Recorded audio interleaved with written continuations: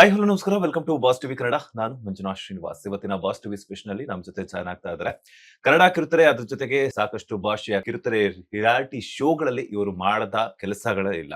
ಅದೇನೋ ಹೇಳ್ತಾರಲ್ಲ, ಆಡುಮುಟ್ಟದ ಸೊಪ್ಪಿಲ್ಲ ಕನ್ನಡ ಕಿರುತೆರೆ ಸೇರಿದಂತೆ ಹಲವಾರು ಭಾಷೆಗಳ ರಿಯಾಲಿಟಿ ಶೋಗಳಲ್ಲಿ ಇವರು ಮಾಡದಂತಹ ಕೆಲಸಗಳಿಲ್ಲ ಅಂತ ಹೇಳ್ಬಿಟ್ಟು ಕನ್ನಡ ಕಿರುತೆರೆಯಲ್ಲಿ ಸಾಕಷ್ಟು ಚಾಪನ್ನು ಮೂಡಿಸಿ ಅದ್ರ ಜೊತೆಗೆ ಬೇರೆ ಭಾಷೆಗಳಲ್ಲಿ ಮಿಂಚಿ ಈಗ ದಿಲ್ಮಾರ್ ಅನ್ನುವಂತಹ ಟೈಟಲ್ ನ ಇಟ್ಕೊಂಡು ದಿಲ್ದಾರ್ ಆಗಿ ಸ್ಯಾಂಡಲ್ವುಡ್ ರಂಗ ಪ್ರವೇಶವನ್ನ ಮಾಡ್ತಾ ಇರುವಂತಹ ನಮ್ಮ ನಿಮ್ಮೆಲ್ಲರ ಪ್ರೀತಿಯ ನಟ ರಾಮ್ ಅವರು.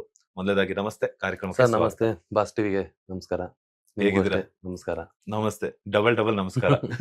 ಇಷ್ಟು ದಿನ ಕಿರುತೆರೆಯಲ್ಲಿ ಆಳ್ತಿದ್ರೆ ಈಗ ಹಿರಿತೆರೆಯನ್ನ ಆಳೋದಕ್ಕೆ ಹೊರಟಿದ್ದೀರಾ. ಸೊ ಹೇಗಿದೆ ದಿಲ್ಮಾರ್ ವೈಬ್ಸ್ ಎಲ್ಲ ಅಂತ? ಇಲ್ಲ ಸರ್, ಆಳೋದಿಕ್ಕಂತ ನಾನು ಬಂದಿಲ್ಲ. ನಾನು ಬಂದಿರೋದು ನನ್ನ ಒಂದು ಗುರಿ, ನನ್ನ ಒಂದು ದಾರಿ, ನನ್ನೊಂದು ಏನಿತ್ತು ನನ್ನ ಕನಸು, ಅದನ್ನ ನಾನು ಕಂಪ್ಲೀಟ್ ಮಾಡ್ಕೊಳೋದಕ್ಕೆ ಬಂದಿದ್ದೀನಿ. ಬಟ್ ನನ್ನ ಶ್ರಮ, ನಾನು ಏನು ಅಂದ್ಕೊಂಡಿದ್ದೆ ಅದು ನಾನು ರೀಚ್ ಆಗ್ಬೇಕನ್ನೋದು ನನ್ನ ಉದ್ದೇಶ, ಧ್ಯೇಯ ಆಗಿತ್ತು. ಅದು ಬಿಟ್ಟರೆ ನಾನು ಯಾರಿಗೋ ಟಾಂಗ್ ಕೊಡಬೇಕು, ನಾನು ಯಾರಿಗೋ ತುಳಿಬೇಕು, ಇದು ಮಾಡಬೇಕು, ಬೆಳಿಬೇಕು, ಇಲ್ಲ ಸರ್. ನಾನು ಏನು ಅಂದ್ಕೊಂಡಿದ್ದೀನಿ ಅದು ರೀಚ್ ಆಗಬೇಕು. ನನ್ನ ಉದ್ದೇಶ ಕ್ಲಿಯರ್ ಆಗಿದ್ದೀನಿ ಅಷ್ಟೇ. ಅದು ನನ್ನ ಉದ್ದೇಶ. ದಿಲ್ಮಾರ್ ಇದೇ 24 ತೆರೆ ಕಾಣ್ತಾ ಇದೆ. ಒಂದು ಒಳ್ಳೆ ಪ್ರಯತ್ನ ಮಾಡಿದ್ದೀವಿ. ಒಂದು ಒಳ್ಳೆ ಹೊಸ ಒಂದು ಎಳೆ ಇಟ್ಕೊಂಡು, ಒಂದು ನೂತನವಾದಂಥ ಒಂದು ಕ್ಯಾರೆಕ್ಟರ್ ಇಟ್ಕೊಂಡು, ಚಂದ್ರಮೌಳಿ ಅವರು ಕ್ಯಾರೆಕ್ಟರ್ ಡಿಸೈನ್ ಮಾಡಿದ್ದಾರೆ. ಸೈಕೋ ಶುಕ್ಲಾ ಅನ್ನೋ ಒಂದು ಕ್ಯಾರೆಕ್ಟರ್ನ ತುಂಬ ಚೆನ್ನಾಗಿ ಬಂದಿದೆ. ತುಂಬ ಎಫರ್ಟ್ ಹಾಕಿ ಎಲ್ಲರೂ ಒಳ್ಳೆ ಟೀಮ್ ವರ್ಕ್ ಮಾಡಿದ್ದೀವಿ. ಚೆನ್ನಾಗಾಗಿದೆ ಸಿನಿಮಾ. ಓಕೆ, ಇದರಲ್ಲಿ ಒಂಥರ ಲವರ್ ಬಾಯ್ಗೂ ಕಾಣಿಸ್ಕೊಂಡಿದ್ರ, ಸೈಕೋ ಕಾಣಿಸ್ಕೊಂಡಿದ್ರ. ಸೊ ಪರಿಶ್ರಮ ಹೆಂಗಿತ್ತು ಈ ಒಂದು ಸಿನಿಮಾದ ಪಾತ್ರಕ್ಕಾಗಿ ಅಂತ? ಸರ್, ಇದು ಕ್ಯಾರೆಕ್ಟ್ರೇ ಅದು ಹೇಗಂತ ನನಗೂ ಸಮೇತ ಹೇಳೋದಿಕ್ಕಲ್ಲ. ನಾನು ಆಕ್ಟ್ ಮಾಡಿದ್ದೀನಿ 100%. ಬಟ್ ಏನಂತಂತಂದ್ರೆ, ಪ್ರತಿಯೊಬ್ಬನ ಜೀವನದಲ್ಲೂ ಆ ಥರ ಒಂದು ಕ್ಯಾರೆಕ್ಟರ್ ಇರುತ್ತೆ. ಈಗ ನಾನು ಈ ಮೈಂಡಲ್ಲಿ ಇದು ಮಾತು ಕೇಳಲ್ಲ, ಇಲ್ಲ ಬೇಡ ಅದು ಇದು ಮಾಡಲ್ಲ ಅನ್ನೋ ಒಂದು ಇರುತ್ತೆ, ಗೊತ್ತಾ, ಗೊಂದಲ. ಬಟ್ ಆ ಗೊಂದಲದಲ್ಲೂ ಒಂದು ಕ್ಲಾರಿಟಿ ಅನ್ನೋದಿರುತ್ತೆ. ನಾನು ಇದು ಮಾಡಬೇಕು, ನಾನು ಇಲ್ಲಿ ಹೋಗಿ ರೀಚ್ ಆಗಬೇಕು ಅನ್ನೋದು. ಆ ಥರ ಒಂದು ಇರ್ತಕ್ಕಂಥ ಒಂದು ಕ್ಯಾರೆಕ್ಟರ್. ಡೈರೆಕ್ಟ್ರು ನನ್ನ ಕರೆದು ಮೀಟ್ ಮಾಡಿ ನನಗೆ ಸ್ಕ್ರಿಪ್ಟು ಈ ಥರ ಒಂದು ಶೇಡ್ ಇರ್ತಕ್ಕಂಥ ಒಂದು ಕ್ಯಾರೆಕ್ಟರ್ ಅಂತ ನಾನು ಒಂದು ಸೆಕೆಂಡ್ ಯೋಚನೆ ಮಾಡಿದೆ. ಅದೇ ನೀವು ಏನು ಹೇಳ್ತಿದ್ರೆ, ನನಗೆ ಹುಚ್ಚ ಅಂದರೆ ಓಕೆ, ಹುಚ್ಚನ ಥರ ಮಾಡ್ಬಿಡ್ಬೋದು ಏನೋ ಒಂದು. ಅರೆ ಹುಚ್ಚ ಅಲ್ಲ, ಬಟ್ ಈ ತರ ಹಿಂಗಿರ್ಬೇಕು, ಈ ಫೀಲ್ ನನಗೆ ಇರಬೇಕು ಅಂತಂದಾಗ ನಾನು ಒಂದ್ ಸೆಕೆಂಡ್ ಥಿಂಕ್ ಮಾಡಿ, ಏನಪ್ಪ ಇದು, ಯಾವ ತರ ಸಿನಿಮಾನು ಇಲ್ವಲ್ಲ, ಯಾವ್ದಾರ ಒಂದು ನಾನು ಹಂಗ ಯಾವ್ದಾರ ರೆಫರೆನ್ಸ್ ವಿಡಿಯೋ ಇದೆಯಾ, ಯಾವ್ದಾರ ಸಿನಿಮಾ ಇದೆಯಾ ಅಂತಂದಳು. ಇಲ್ಲ, ನಾನು ಏನ್ ಹೇಳ್ತೀನಿ ಅದ್ ಮಾಡೀನಿ ಸ್ಪಾಟ್ ಅಲ್ಲಿ. ನನಗೆ ಹಿಂಗ್ ಬೇಕು, ಹಿಂಗ್ ರೆಡಿ ಆಗಿ ಒಂದ್ ಸೀನ್ ಹೇಳ್ತೀನಿ, ಹಂಗೆ ರೆಡಿ ಮಾಡಿ ಈ ತರ ಅಂದ್ರೆ ನನಗೆ ಒಂದ್ ಸೆಕೆಂಡ್, ಸರ್ ಇದು ಹಿಂದೆಗಡೆ ಏನ್ ಸೀನ್ ಆಗಿರುತ್ತೆ, ಮುಂದೆ ಏನಾಗುತ್ತೆ ಹಂಗೆ ಹೇಳಿ, ನನಗೇನು ಮಾಡಕ್ಕೆ ಆಗಲ್ಲ, ಗೊತ್ತಾಗ್ತಾ ಇಲ್ಲ ನನಗೆ ಅಂತ. ಚೆನ್ನಾಗಿ ರೆಡಿ ಮಾಡ್ತಾರೆ ಸರ್, ಹೇಳ್ಕೊಡ್ತಾರೆ. ಒಂದು ಆಡಿಷನ್ ಕೊಟ್ಟು ಸೆಲೆಕ್ಟ್ ಆಗ್ತೀನಿ, ಇದಾಗುತ್ತಾಗ ಟೇಕ್ ಆಫ್ ಆಗ್ತೀನಿ. ಸಿನಿಮಾ ಪ್ರೊಡ್ಯೂಸರು ಸಮೇತ ಸಪೋರ್ಟ್ ಮಾಡ್ತಾರೆ. ಬಟ್ ಆ ಕ್ಯಾರೆಕ್ಟರ್ಗೆ ಸರ್, ನನ್ನನ್ನು ಅವರು 24/7 ಒಂದು ಗಂಡ ಹೆಂಡತಿ ಜೊತೆಲಿ ಇರ್ತಾರೆ ಗೊತ್ತಾ, ಆ ಥರ ಡೈರೆಕ್ಟ್ರು. ನಾನು ಅವ್ರ ಜೊತೆಲಿ ಇರ್ತೀನಿ, ಅವ್ರು ನನ್ನ ಜೊತೆಲಿ ಇರ್ತಾರೋ, ಅದು ಎಲ್ಲೇ ಹೋದ್ರು ಎಲ್ಲೇ ಬಂದ್ರು ನನ್ನ ಮೈಂಡ್ ಹಾಗೇ ಇರುತ್ತೆ. ನನ್ನ ಮನೆಗೆ ಬಂದಾಗಲೂ ಸಮೇತ ನಿನ್ನ ಕ್ಯಾರೆಕ್ಟರ್ ಹೊರಗಡೆ ಬಂದಿಲ್ವಲ್ಲ ಅಂತ ಅಂದ್ರೆ ನನಗೆ ಅದು ಭಯ. ಅವ್ರೊಂದು ಮಾತಾಡಿರ್ತಾರೆ, ಇದು ಈ ಕ್ಯಾರೆಕ್ಟರ್ ಫೀಲ್ ನನಗೆ ಯಾವ ಶಾಟ್, ಯಾವ ಸೀನಲ್ಲೂ ಎಲ್ಲೂ ಕಮ್ಮಿ ಆಗ್ಕೊಡ್ದು ಅಂತೇಳಿ. ಆ ಫೀಲಲ್ಲೇ ನನ್ ಶುಕ್ಲಾನೇ ಆಗೋಗ್ಬಿಟ್ಟಿರ್ತೀನಿ ನಾನು.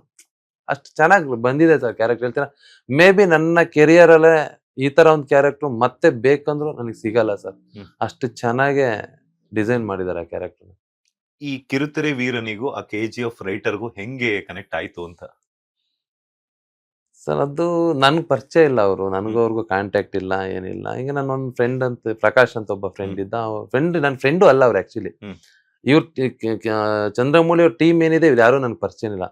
ಒಂದು ಇನ್ಸ್ಟಾಗ್ರಾಮ್ ಅಲ್ಲಿ, ಒಂದು ಫೇಸ್ಬುಕ್ ಅಲ್ಲಿ ನಂದೊಂದು ಫೋಟೋ ನೋಡಿ ಅವರು ನನ್ಗೆ ಮೆಸೇಜ್ ಮಾಡಿ, ಕಾಂಟ್ಯಾಕ್ಟ್ ಮಾಡಿ, ಮೀಟ್ ಮಾಡಿ ಅಂತಂದ್ರೆ ನಾನು ಅವಾಗ್ಲೂ, ಅರೆ ಯೂಶಲಿ ಗೊತ್ತಿರುತ್ತಲ್ವಾ, ಎಲ್ಲ ಸುಮ್ಮನೆ ಎಲ್ಲ ಸಿಗ್ತಾರೆ, ದುಡ್ಡು ಹಾಕು ಅಂತಾರೆ, ಪ್ರೊಡ್ಯೂಸ್ ಮಾಡು ಅಂತಾರೆ, ಟಿವಿ ರೇಟ್ಸ್ ಕೊಡ್ಸು, ಡಬ್ಬಿಂಗ್ ರೇಟ್ಸ್ ಕೊಡ್ಸು, ಅದ್ ಕೊಡ್ಸು, ಇದು ಕೊಡ್ಸು ಅಂತ. ಬಟ್ ನಾನು ಆತರ ಒಂದು ಇದ್ರಲ್ಲಿ ಬೇಡ ಹೋಗೋದು ಸುಮ್ಮನೆ.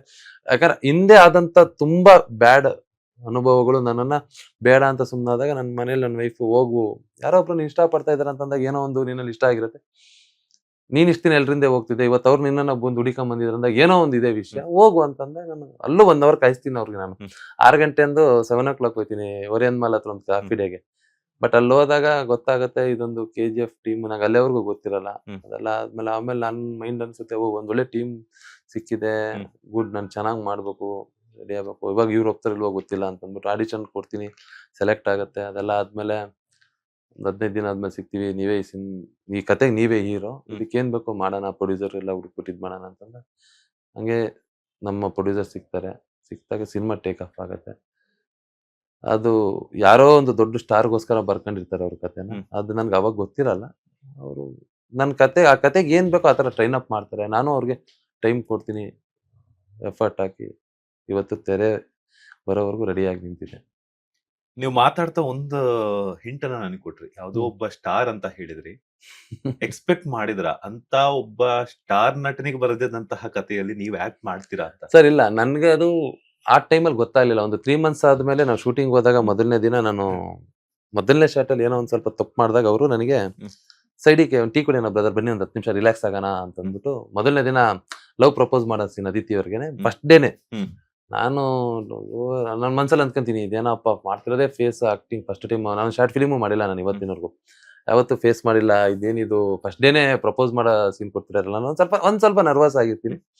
ಸೈಡಿಗೆ ಬನ್ನಿ ಬ್ರದರ್ ಟೀ ಕುಡಿಯೋಣ ಅಂತ ಹೆಗ್ಲ ಮೇಲೆ ಕೈ ಹಾಕೊಂಡು ಕರ್ಕೊಂಡು ಹೋಗ್ಬಿಟ್ಟು, ಬ್ರದರ್ ಏನ್ ಗೊತ್ತಾ ಇವಾಗ ನಾನು ಇಷ್ಟು ವರ್ಷ ಡೈರೆಕ್ಟ್ ಆಗ್ಬೇಕಂತಿದ್ದೆ, ನೀವು ಆಕ್ಟ್ ಮಾಡ್ಬೇಕಂತಿದ್ದೆ, ನೀವೆಲ್ಲ ಹೇಳ್ದಾಗ ನನಗೆ ನಿಮ್ ಕತೆ ಎಲ್ಲ ಕೇಳಿದಾಗ ನೀವು ಪಟ್ಟಿರೋ ಸ್ಟ್ರಗಲು ಕಳ್ಕೊಂಡ್ರದ್ದು ನೋವೆಲ್ಲ ಕೇಳಿದಾಗ ತುಂಬಾ ಖುಷಿ ಆಯ್ತು. ನನ್ನ ಕತೆಗೆ ಇವರು ಕರೆಕ್ಟ್ ಆಗಿದ್ದಾರೆ, ಜೀವ ಒದಗಿಸ್ತಾರೆ ಅಂತ ಅಂದ್ಬಿಟ್ಟು.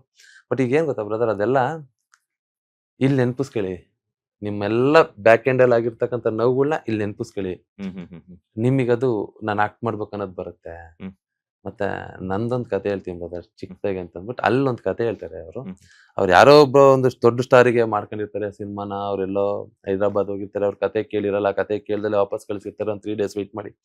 ಆಮೇಲೆ ಏನಾಗಿರುತ್ತೆ, ಇವ್ರು KGF ಸಿನಿಮಾ ಇಟ್ಟಾದ್ಮೇಲೆ KGF ರೈಟ್ ಅಂತ ಗೊತ್ತಾದ್ಮೇಲೆ ಮತ್ತೆ ಇವ್ರನ್ನ ಕರ್ಸ್ಕೊಂತಾರೆ. ಇವ್ರು ಕರ್ಸ್ಕೊಂಡಾಗ ಇವರು ಹೋಗಿ ಕತೆ ಹೇಳ್ದಲೆ ಒಂದು 3 days ಇದ್ ಮಾಡಿ ಒಬ್ಬ ಸ್ಪೂನ್ ಇಟ್ಕೊಂಡ್ ಮಾಡ್ತೀನಿ, ಇವತ್ತಿನ ಕತೆಗೆ ನೀವು ಇದಕ್ಕೆ ಸೂಟ್ ಆಗಲ್ಲ, ಫ್ರೆಶ್ನೆಸ್ ಅಂತ ಇಲ್ಲ, ನಾನು ಇದನ್ನ ಒಬ್ಬ ಸ್ಪೂನ್ ಇಟ್ಕೊಂಡ್ ಮಾಡ್ತೀನಿ ಅಂತ ಬಂದು ಇಲ್ಲೆಲ್ಲ ಸರ್ಚ್ ಮಾಡ್ಕೊಂಡು ಅದೇ ತರ ಚಾಲೆಂಜ್ ಆಗಿ ಬಂದಿರ್ತಾರ. ಅಲ್ಲಿ ಚಾಲೆಂಜ್ ಆಗ್ತಿರಲ್ಲ ಅವರು. ಬಟ್ ನಾನೊಂದು ಹೊಸಬರು ಇಟ್ಕೊಂಡ್ ಮಾಡ್ತೀನಿ, ಇವಾಗ ಇವತ್ತಿನ ಈ ಕತೆಗೆ ನೀವು ನನಗೆ ಆಪ್ಟ್ ಆಗಲ್ಲ. ಅವತ್ತು ಓಕೆ ಇತ್ತು, ನನಗೆ ಇವತ್ತು ಆಪ್ಟ್ ಇಲ್ಲ, ಈ ಕತೆಗೆ ಒಂದು ಹೊಸ ಫೇಸ್ ಬೇಕು ಅಂತ ಹೇಳ್ಬಿಟ್ಟು ಬಂದಿರ್ತಾರೆ. ಆ ಒಂದ್ ಇದ್ರ ಮೇಲೆ ಹಿಂಗಿದ್ದು ಈ ತರ ಹಿಂಗ್ ಸ್ಟಾರ್ಟ್ ಆಗಿದೆ ಬ್ರದರ್. ಇದು ನನ್ನ ಜೀವನದಲ್ಲಿ ತುಂಬಾ ಇಂಪಾರ್ಟೆಂಟ್. ನಾನು ಇದನ್ನ ಗೆಲ್ಲೇಬೇಕು ಬ್ರದರ್, ಚೆನ್ನಾಗ್ ಮಾಡೋಣ ಸಿನಿಮಾನ, ಏನ್ ಬೇಕು ಹೇಳಿ ಮಾಡೋಣ ಅಂತಂದು ಅಲ್ಲಿಂದ ಟೇಕ್ ಆಫ್ ಆದಾಗ ನನಗೂ ಸಮೇತ ನನ್ನ ಹಿಂದೆ ಆದಂತ ಅನುಭವಗಳನ್ನ ನೆನಪಿಸ್ಕೊಂಡು ಇಷ್ಟು ವರ್ಷ ಇಷ್ಟು ಸೈಕಲ್ ಹೊಡೆದು ಪಾದಯಾತ್ರೆ ಎಲ್ಲ ಮಾಡಿದ್ವಲ್ಲ, ಅಷ್ಟು ರೆಡಿ ಆಗೋದಕ್ಕೆ ಒಂದು ಸಪೋರ್ಟಿವ್ ಆಗಿ ಒಂದು ಕಲ್ಲನ್ನ ಎಳೆ ಕೆತ್ತಿ ಒಂದು ವಿಗ್ರಹನ ಮಾಡಿ ಇವತ್ತು ಸಾವಿರಾರು ಜನ ಹೇಗೆ ಒಂದು ಅಯೋಧ್ಯ ರಾಮ ವಿಗ್ರಹನ ಕೆತ್ತಿ ಇವತ್ತಷ್ಟು ಜನ ನೋಡ್ತಾರೋ ಆ ತರ ನನ್ನನ್ನು ಕೆತ್ತಿದ್ದಾರೆ ಬ್ರದರ್. ಪ್ರತಿಯೊಂದು ವಿಷಯದಲ್ಲೂ ನನಗೆ, ಪ್ರತಿಯೊಂದು ಕೆಲಸದಲ್ಲೂ, ಒಂದು ಸೀನಲ್ಲೂ ಎಲ್ಲೂ ಬಿಟ್ಕೊಟ್ಟಿಲ್ಲ. ಮನುಷ್ಯ ಯಾವತ್ತೂ ಒಂದು ದಿನಕ್ಕೂ ಇರಿಟೇಟ್ ಆಗ್ಲಿಲ್ಲ, ಬೇಜಾರಾಗ್ಲಿಲ್ಲ, ಕೋಪ ಮಾಡ್ಕೊಳ್ಳಿಲ್ಲ. ಒಂದೊಂದ್ಸಲಿ ಎಷ್ಟೊಂದು ಇರಿಟೇಟ್ ಮಾಡ್ಬಿಟ್ಟಿದೀನಿ ಒಂದೊಂದು ಸೀನ್ಗಳಲ್ಲಿ. ಯಾಕಂದ್ರೆ ನನಗೂ ಒಂದೊಂದ್ಸಲಿ ಆ ಕ್ಯಾರೆಕ್ಟರ್ ತುಂಬಾ ಚಾಲೆಂಜಿಂಗ್ ಆಗಿತ್ತು ಬ್ರದರ್. ನಾರ್ಮಲಿ ಏನೇ ಕ್ಯಾರೆಕ್ಟರ್ ಆದ್ರೂ ನಾವು ಈಸಿಯಾಗಿ ಮಾಡ್ಬಿಡ್ಬೋದಿತ್ತು. ಬಟ್ ಆ ಕ್ಯಾರೆಕ್ಟರ್ ಫಸ್ಟ್ ಇಂದ ಎಂಡ್ ಕ್ಲೈಮ್ಯಾಕ್ಸ್ ವರ್ಗೂ ಆ ಫೀಲ್ ನ ಮೇಂಟೈನ್ ಮಾಡೋದಿದೆ ಗೊತ್ತಾ, ಅದಷ್ಟು ಈಸಿ ಆಗಿರ್ಲಿಲ್ಲ. ನೀವು ಸಿನಿಮಾ ನೋಡಿದಾಗ ಖಂಡಿತ ಗೊತ್ತಾಗುತ್ತೆ ಹೇಗಪ್ಪ ಇದು ನಿಮ್ಮ ವಯಸ್ಸು ಅಂತ. ಬಟ್ ಅಷ್ಟು ಈಸಿ ಮಾಡಿಕೊಟ್ರು, ಚೆನ್ನಾಗಿ ಬಂದಿದೆ. ಲೇಟೆಸ್ಟ್ ಹಾಗೂ ಇಂಟ್ರೆಸ್ಟಿಂಗ್ ಸುದ್ದಿಗಳಿಗಾಗಿ ಬಾಸ್ ಟಿವಿ ಕನ್ನಡ ಚಾನೆಲ್ನ ಸಬ್ಸ್ಕ್ರೈಬ್ ಮಾಡಿ, ಹಾಗೆಯೇ ಬೆಲ್ ಐಕಾನ್ ಪ್ರೆಸ್ ಮಾಡಿ. ಇದರ ಜೊತೆಗೆ ಫೇಸ್ಬುಕ್, ಇನ್ಸ್ಟಾಗ್ರಾಮ್, ಎಕ್ಸ್ ನಲ್ಲೂ ಮಿಸ್ ಮಾಡದೆ ಫಾಲೋ ಮಾಡಿ.